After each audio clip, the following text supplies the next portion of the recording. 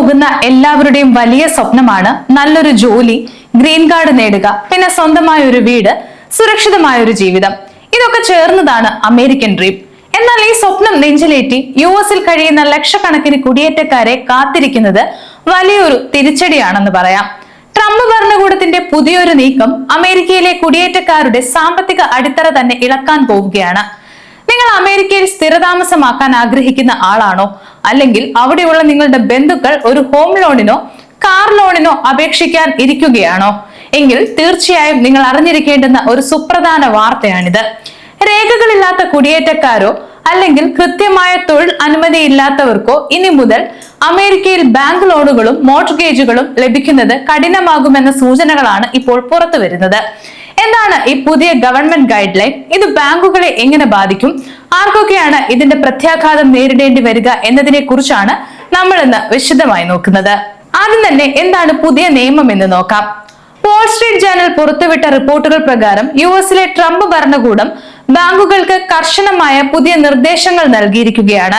രേഖകളില്ലാത്ത കുടിയേറ്റക്കാർക്ക് നൽകുന്ന ലോണുകളെ ഉയർന്ന സാമ്പത്തിക ബാധ്യത അല്ലെങ്കിൽ ഹൈ റിസ്ക് ആയി കണക്കാക്കണമെന്നാണ് ഗവൺമെന്റ് ആവശ്യപ്പെടുന്നത്. അമേരിക്കൻ ബാങ്കിംഗ് സംവിധാനത്തിൽ നിയന്ത്രണങ്ങൾ കടുപ്പിക്കുന്നതിന്റെ ഭാഗമായാണ് ഈ പുതിയ നീക്കം.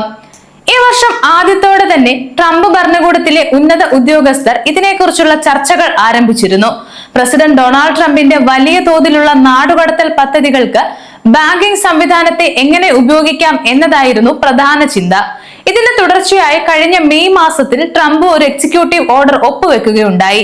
നിലവിലുള്ള നിയമങ്ങൾ ഉപയോഗിച്ച് കുടിയേറ്റ നിയന്ത്രണങ്ങളിൽ ഗവൺമെന്റിന്റെ ലക്ഷ്യങ്ങൾ നടപ്പിലാക്കാൻ സാമ്പത്തിക റെഗുലേറ്റർമാർക്ക് അധികാരം നൽകുന്നതായിരുന്നു ആ ഉത്തരവ്. ഇപ്പോൾ US പ്രമുഖ സാമ്പത്തിക റെഗുലേറ്ററായ office of the controller of the കറൻസിയും മറ്റു 2 റെഗുലേറ്ററി ബോഡിയും ചേർന്നാണ് ബാങ്കുകൾക്കായി ഈ പുതിയ നിർദ്ദേശം പുറപ്പെടുവിച്ചിരിക്കുന്നത്. നിയമപരമായി ജോലി ചെയ്യാൻ അനുമതിയില്ലാത്ത തൊഴിലാളികൾക്ക് നൽകിയിട്ടുള്ള റീറ്റെയിൽ ലോണുകളെ കുറിച്ചാണ് ഇതിൽ വ്യക്തമാക്കുന്നത്. ഇവിടെ നമ്മൾ ഒരു കാര്യം പ്രത്യേകം മനസ്സിലാക്കണം. ഗവൺമെന്റ് പുതിയ നിയമങ്ങളൊന്നും ഉണ്ടാക്കിയിട്ടില്ല. പകരം നിലവിലുള്ള നിയമങ്ങളെ കൂടുതൽ കർശനമാക്കി മാറ്റിയിരിക്കുകയാണ് ചെയ്തിരിക്കുന്നത്. കൃത്യമായ വർക്ക് പെർമിറ്റ് ഇല്ലാത്തവർക്ക് പണം കടം കൊടുക്കുമ്പോൾ ബാങ്കുകൾ വലിയ അപകട സാധ്യതയാണ് നേരിടുന്നത് എന്നാണ് ഈ പുതിയ ഗൈഡ് ലൈൻ പറയുന്നത്. എന്തുകൊണ്ടാണ് ഈ ലോണുകൾ അപകട സാധ്യതയുള്ളതാണെന്ന് ഗവൺമെന്റ് പറയുന്നത് എന്ന് നോക്കാം. ട്രംപ് ഭരണകൂടം നിരത്തുന്ന പ്രധാന കാരണം രേഖകളില്ലാത്ത ഒരു കുടിയേറ്റക്കാരൻ ലോൺ എടുത്ത് എന്ന് കരുതുക. നാളെ അയാൾ ഗവൺമെന്റിന്റെ പിടിയിലാവുകയോ അല്ലെങ്കിൽ നാട് കടത്തപ്പെടുകയോ ചെയ്താൽ അയാൾക്ക് ആ ലോൺ തുക തിരിച്ചടയ്ക്കാൻ കഴിയില്ല. അതുമല്ലെങ്കിൽ കൃത്യമായ വർക്ക് പെർമിറ്റ് ഇല്ലെന്ന് കണ്ട് ഒരു തൊഴിലുടമ അയാളെ ജോലിയിൽ നിന്നും പിരിച്ചുവിട്ടാൽ അയാളുടെ വരുമാനം നിലയ്ക്കും. ഈ 2 സാഹചര്യത്തിലും ബാങ്കുകൾക്ക് പണം നഷ്ടപ്പെടാനുള്ള സാധ്യത വളരെ കൂടുതലാണ്. അതുകൊണ്ട് ഇത്തരം ലോണുകൾ ബാങ്കിന്റെ നിലനിൽപ്പിന് തന്നെ ഭീഷണിയാണെന്നാണ് റെഗുലേറ്റർമാർ വാദിക്കുന്നത്. ഇത് കൂടാതെ മറ്റൊരു വലിയ കാരണം കൂടിയുണ്ട്. അത് ദേശീയ സുരക്ഷയാണെന്നാണ് അവർ പറയുന്നത്. മെക്സിക്കൻ ഡ്രഗ് കാർട്ടലും ചൈനീസ് മണി ലോണ്ടറിംഗ് സംഘങ്ങളും അമേരിക്കൻ ബാങ്കിംഗ് സിസ്റ്റം ദുരുപയോഗം ചെയ്യുന്നത് തടയാൻ ഈ നിയന്ത്രണം അനിവാര്യമാണെന്നാണ് ഗവൺമെന്റ് വാദിക്കുന്നത്. രേഖകളില്ലാത്ത വലിയൊരു ജനവിഭാഗം രാജ്യത്ത് തുടരുന്നത് സാമ്പത്തിക ഭദ്രതയ്ക്കും സുരക്ഷയ്ക്കും ഭീഷണിയാണെന്ന് ട്രംപിന്റെ എക്സിക്യൂട്ടീവ് ഓർഡറിൽ പറയുന്നുണ്ട്. നിലവിലുള്ള US നിയമപ്രകാരം രേഖകളില്ലാത്ത കുടിയേറ്റക്കാർക്ക് അക്കൗണ്ട് തുടങ്ങുന്നതിനോ ലോൺ നൽകുന്നതിനോ ബാങ്കുകൾക്ക് പൂർണ്ണമായ വിലക്കില്ല. എന്നാൽ ഈ പുതിയ ഗൈഡ് ലൈൻസ് വരുന്നതോടെ ബാങ്കുകൾ ഇത്തരം അപേക്ഷകളിൽ 100 വട്ടം ആലോചിക്കും. കാരണം ഒരു കുടിയേറ്റക്കാരന് നൽകുന്ന ലോൺ സുരക്ഷിതമാണെന്ന് റെഗുലേറ്റർമാർക്ക് മുന്നിൽ തെളിയിക്കാൻ ബാങ്കുകൾക്ക് വലിയ ബുദ്ധിമുട്ടായിരിക്കും.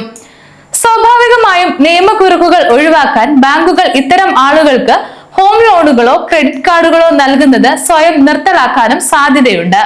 ഇത് ബാങ്കിംഗ് മേഖലയിൽ നടക്കുന്ന വലിയൊരു ശുദ്ധീകരണത്തിന്റെ ഭാഗം മാത്രമാണ്.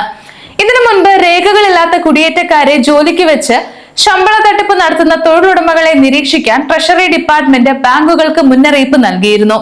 അതായത് കുടിയേറ്റക്കാരുടെ സാമ്പത്തിക സ്രോതസ്സുകൾ പൂർണ്ണമായും അടയ്ക്കാനുള്ള വലിയൊരു നീക്കമാണ് നടക്കുന്നത്.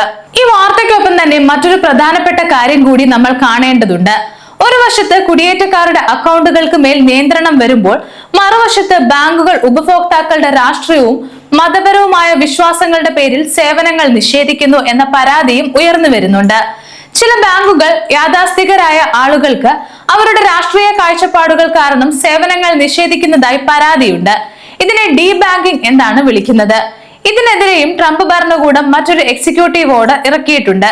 രാഷ്ട്രീയമോ മതപരമോ ആയ കാരണങ്ങളാൽ ബാങ്കുകൾ ആർക്കെങ്കിലും സേവനം നിഷേധിക്കുന്നുണ്ടോ എന്ന് അന്വേഷിക്കാൻ ഉദ്യോഗസ്ഥർക്ക് നിർദ്ദേശവും നൽകിയിട്ടുണ്ട്. അമേരിക്കൻ ബാങ്കിംഗ് സിസ്റ്റം ഇപ്പോൾ വലിയൊരു രാഷ്ട്രീയ സാമൂഹിക മാറ്റത്തിലൂടെയാണ് കടന്നു പോകുന്നത്. ഒരു കാര്യം ഓർക്കുക, കുടിയേറ്റ നിയമങ്ങളും ഗവൺമെന്റ് നയങ്ങളും എപ്പോൾ വേണമെങ്കിലും മാറാം.